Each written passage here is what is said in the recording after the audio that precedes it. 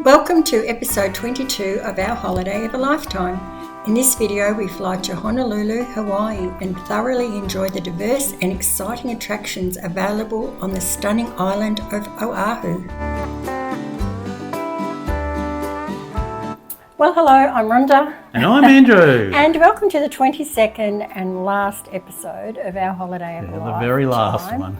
Which has just flown by. Oh, it has, hasn't it? It's gone so quick.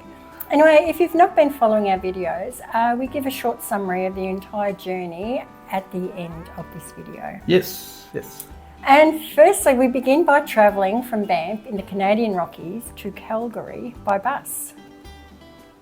Then we catch a plane to Honolulu on the stunning island of Oahu in Hawaii. Then we spend a few days exploring the island before, unfortunately, flying home to Melbourne, Australia.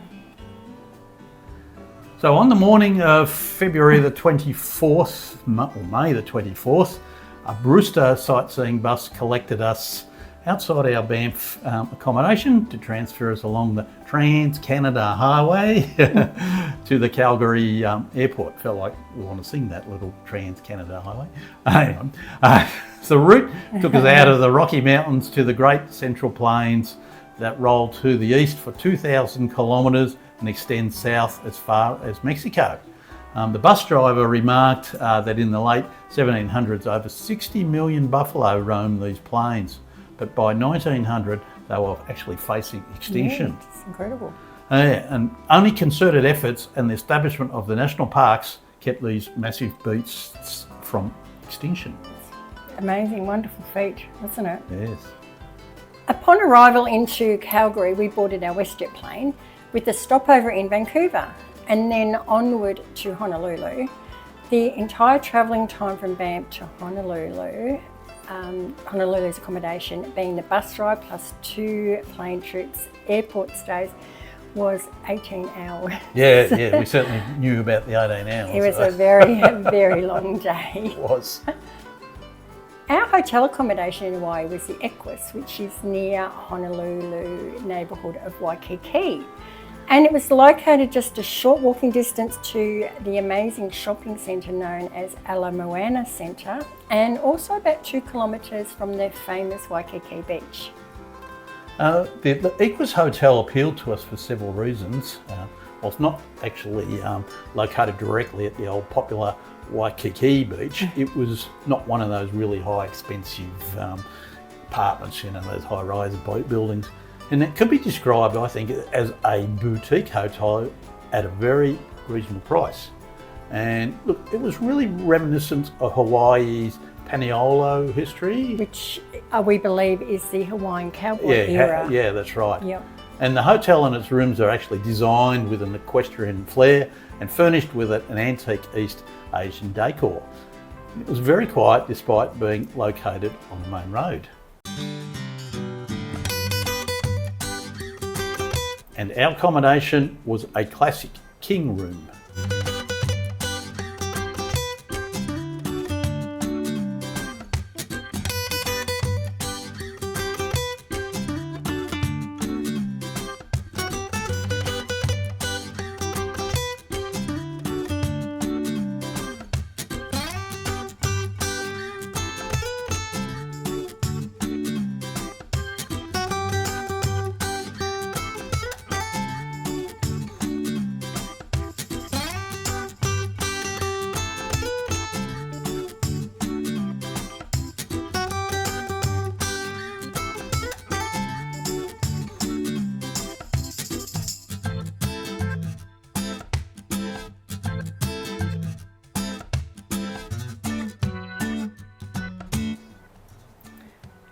This accommodation was a bit funny really, wasn't it? Yeah. It was a tiny little motel, but it was very comfortable. The rooms were very clean, the staff were incredible, and they had a bar around the pool area. Yeah, it was very resort-like, wasn't it? Absolutely, where you could get very minimum choice of food.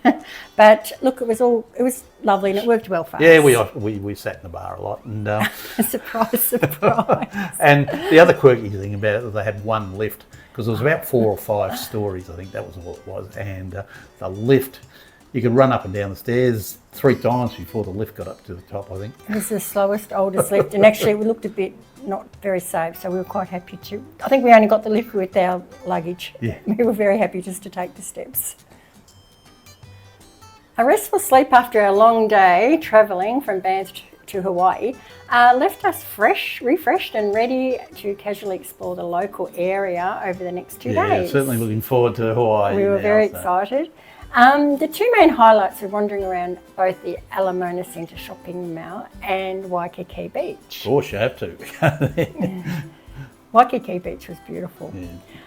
The Alamona Centre is the world's largest open-air shopping centre. Which is good because being open air, the breeze went through it and everything, so they didn't have to air condition the whole mall, so that was lovely. Yeah, it was very beautiful walking through there. And look, there are more than 350 shops and restaurants to explore, including multiple department stores, first-class boutiques, and over 160 dining options.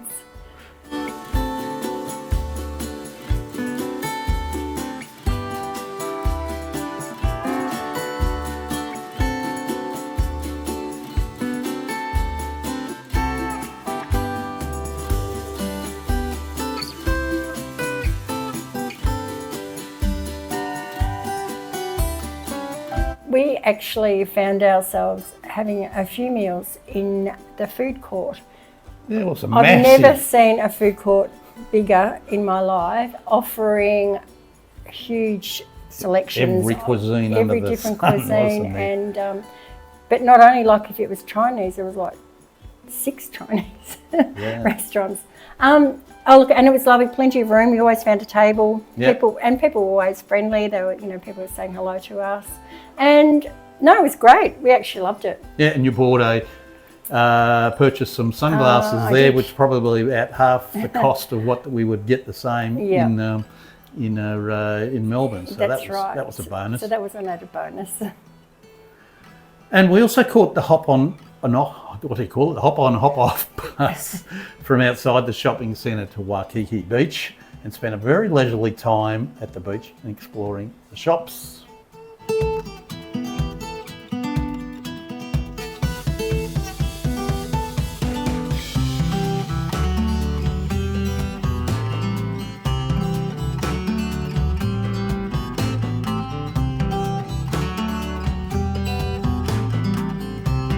And one thing that struck us was the number of ABC shops. Oh gosh.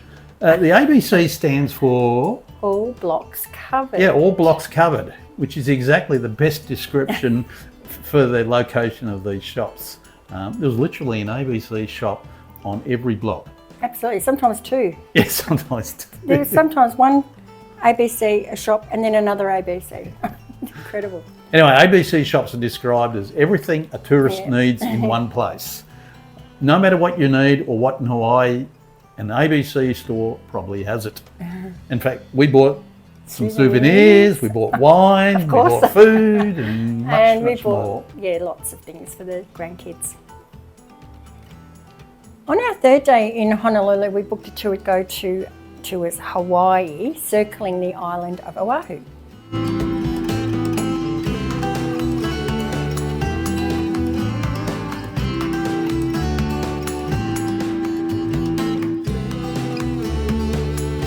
The itinerary included visiting attractions such as Halona Blowhole, Kaneau Bay, and Ka'awa, where the movie 50 First Dates was shot. Good pronunciations there. I'm not so sure. We also stopped at the Byodo Inn Temple and enjoyed lunch at the Tanaka Shrimp Centre. And other highlights included viewing Sunset Beach and Waimea Bay, which are the locations of course, the famous Hawaiian big waves. Yes. But these waves only occur in winter though, and the ocean when we were there was completely flat. It's hard to believe that you get waves there. That's right. We stopped at both Laniakea Beach to view the Hawaiian green turtles and sample produce at North Shore Macadamia Nut Company. And finally, we visited and had an absolute ball at the Dole Pineapple Plantation. Yes, plantation. And we've got some videos of all the highlights of this tour. So, firstly, the Helona blowhole. The attraction offers a spectacular display of ocean water shooting up to 30 feet up in the air. That was incredible.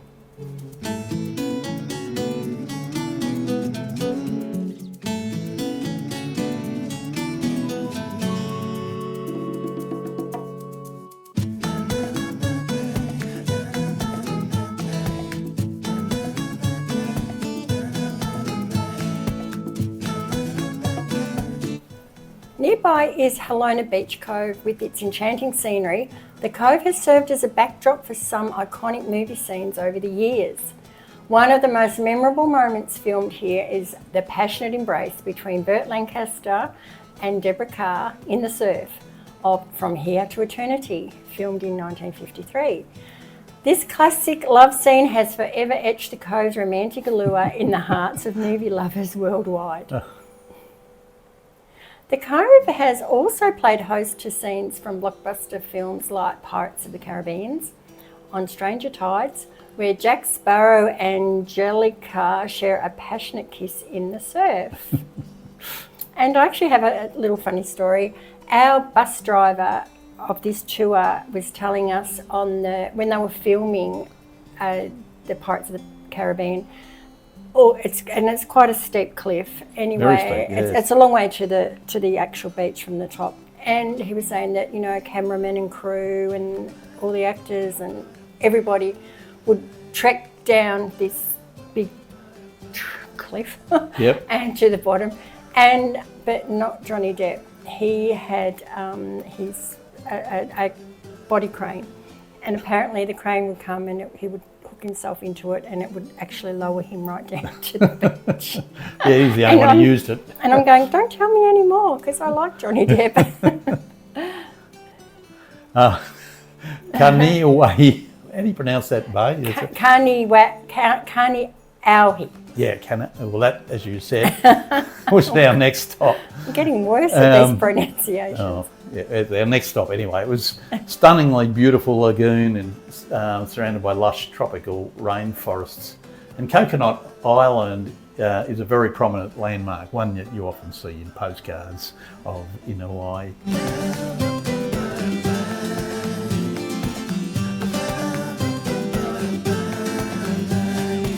But we certainly enjoyed the tranquility of that bay.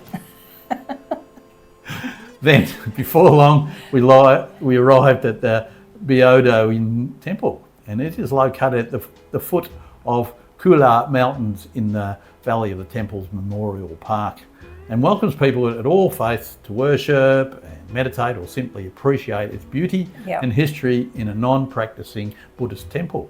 It was actually built in 1963, and the Biodo Temple is a Hawaii State landmark. Our lunch venue was Tanaka Shrimp, and we sat outside and enjoyed some of the most delicious shrimp, or prawns as we know them in Australia, that we have ever tasted.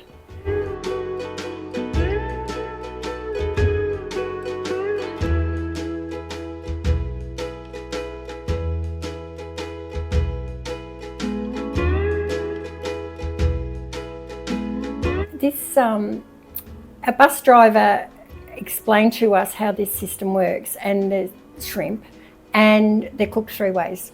I think you were opted for chili shrimp, I just got plain shrimp, and there was, I think, garlic shrimp. And so what you did, you put your order in, and he rang that in advance. So when we arrived, because it was very popular and very busy, our bus's orders were already waiting for us when we arrived. And I'll tell you what, it was absolutely magnificent. Oh, it's really lovely, wasn't it? It was the highlight meal we had in the whole of Hawaii. Anyway, after lunch we travelled to Laniakea Beach, and it's well known for being a popular feeding and sunbathing area for Hawaiian sea turtles. And we were very lucky to spot a couple of these turtles. Yeah, it was good. It was lovely. It was quite fascinating to see these green turtles. Yeah, and they were up reasonably close to us. Yeah, it's good. And just a short distance was the North Shore Macadamia Nut Company, where we actually sampled the local produce and including a very refreshing drink because it was pretty hot by then. It's very hot. And this farm has actually been growing macadamia nuts for 44 years and comprises 1,700 macadamia nut trees on 24 acres. It was nice. It was great. And it was hot, but because it was surrounded by palm trees, and so it was very shady and sort of felt a bit like on Gilligan's Island, really, didn't it?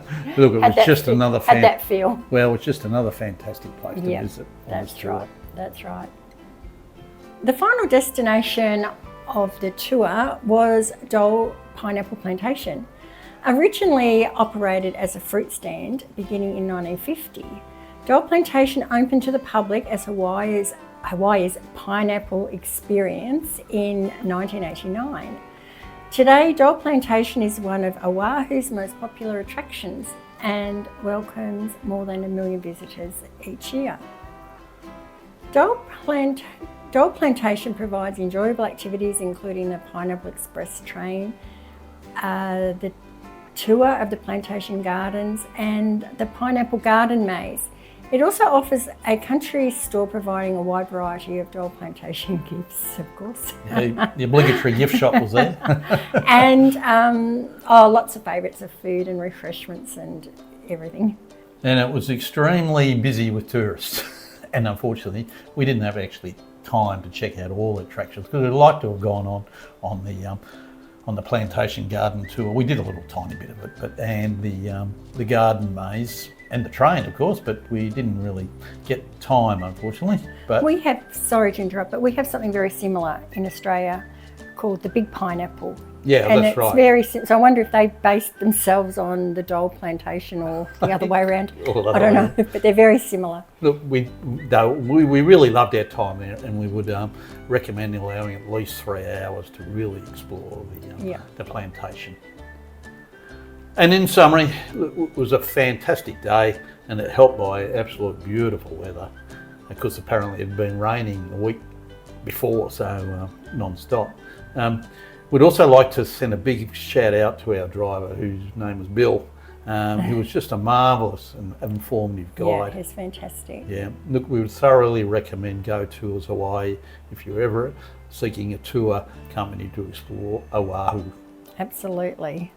We chose to spend our final day in Honolulu at the Pearl Harbor Memorial, and it was made even more relevant given that it was also the US Memorial Day public holiday, which is equivalent to Australia's Anzac Day.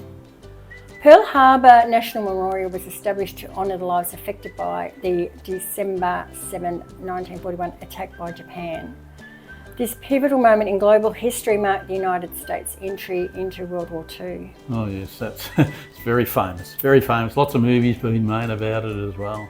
Oh look, it was just a sobering experience viewing the harbour where 2,400 Americans were killed, 8 battleships were sunk or damaged, and 188 aircraft were destroyed or damaged.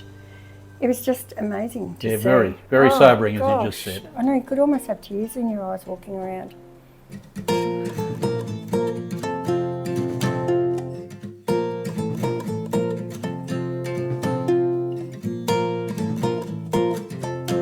And we concluded our time at Pearl Harbor with a visit to the iconic USS Arizona Memorial, which is part of the whole complex. This memorial is built on top of the sunken battleship, and it's located at Battleship Row on Ford Island. The 75-minute tour includes a 25-minute film, a Navy boat ride out to the USS Arizona Memorial, and enough time to really walk through the whole place and give our respects. And the memorial has been built as a shrine to preserve the memory of the 1,102 sailors and Marines who were killed in the bombing of the battleship, and the USS Arizona's sunken wreck still actually leaks oil into the Pearl Harbor Bay.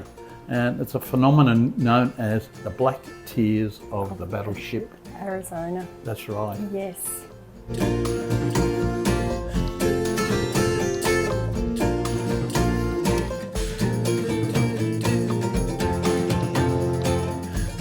we can say is that this part of the Pearl Harbor memorial visit was such a powerful and enriching experience. Oh, it certainly was. It was just, it was wonderful really. It was sad, but it was wonderful to see. And anyone visiting Oahu should maybe consider including Pearl Harbor on their itinerary. Must do. And look, there is no entrance fee to the Memorial Park and the USS Arizona. On the way back to our accommodation, we stopped to take in the Ali Iolani Hail. This is a building located in downtown Honolulu and is currently used as the home of the Hawaiian State Supreme Court. Located in the building's courtyard is the famed gold leaf statue of Kamehameha the Great, and he's the monarch who founded the Kingdom of Hawaii.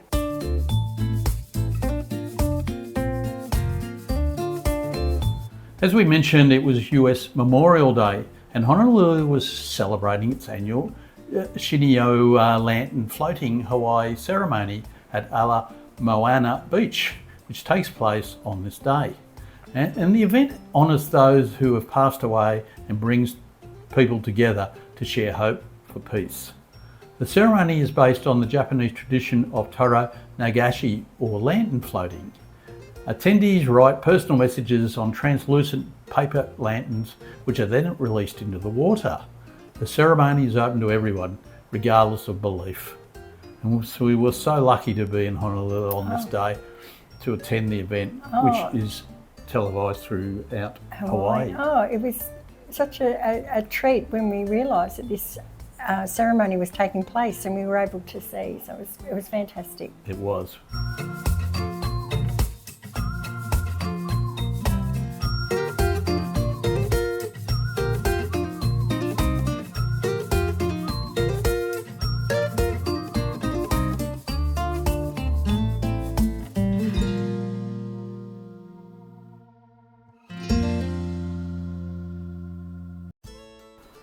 This was such a fantastic special event to conclude our time in Hawaii, and in fact a very fitting experience to commemorate our entire trip of a lifetime. Absolutely.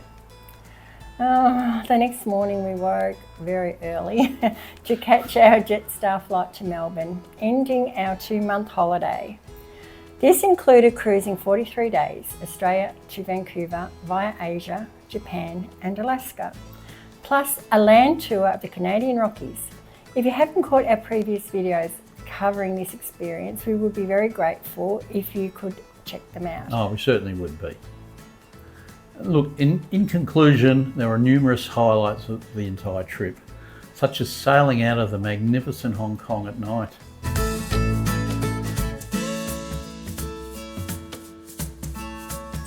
Crossing both the equator and the international dateline. Peering into a crater of an active volcano in Japan, and of course gazing at Pearl Harbor, the site of one of the most pivotal World War II historic battles. And of course, the humbling ceremony that Princess Cruises staff put on for my birthday. We've both given some considerable thought to each of our 3 most memorable events that occurred on this trip of a lifetime. And I'll let you start, Rhonda.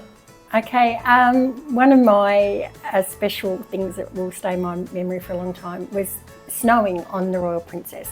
Oh yeah, when we go across the Bering Sea. That's right, and I think the reason being is the staff, because they come from Philippines and India, a lot quite hot countries. They've never seen snow before, and to see them, they were allowed on the deck, and they're all taking photos of each other, and they were just having a lovely time. So it was just a nice memory for me to have. And my other one is visiting Taro in Japan, where the 2011 Great East Japan earthquake and tsunami disaster destroyed the town. Look, I wouldn't say highlight as much, but it was just fascinating to see the tsunami walls and their escape routes, and just how they must constantly be living in the back of their mind that another tsunami could come and hit this town. And so that stayed with me. And my other one is the sightseeing of the Canadian wildlife? Well, we expected that we would see some. But we saw heaps. We saw didn't we? heaps. Like, it Absolutely was heaps. just incredible, the amount of wildlife, and most of it was up very close. It was very close, so we could see, the grizzly bear quite close, the black bears close. So that was another one of my highlights. And mine were my three most memorable, and they were all big oh wow moments that I had. And the first one that I experienced was the first view of Mount Fuji. And we were sailing into the harbour there, That's pretty special. And it came up Mount Fuji was on the landscape, and one of the most iconic sights in the whole world. That sent goosebumps up my back of my head. Yeah. And that was special. It was. Number two was into Whittier, and we went on a tour called the 26th Glacier Tour in Whittier. And it was a small catamaran that took us right close to several glaciers, and you're right against the wall, and the sheer size was just breathtaking. These walls of ice, you felt like you could touch them. It was. Mm-hmm. And my third one was actually when we walked on the Athabasca Glacier in the Canadian Rockies, where it was snowing and it was cold and it was just fabulous. Never could thought in my whole lifetime that I'd actually go for a walk on a glacier. Look, again, thank you everybody for watching our videos. Yes, thank you so much. Capturing this fabulous holiday. We feel so fortunate to be able to preserve the memories of our travels. Certainly do. Now, going forward, we have plans to present our next chapter of Travels with Rhonda and Andrew. So, see you again in the next video. Yes, see you again.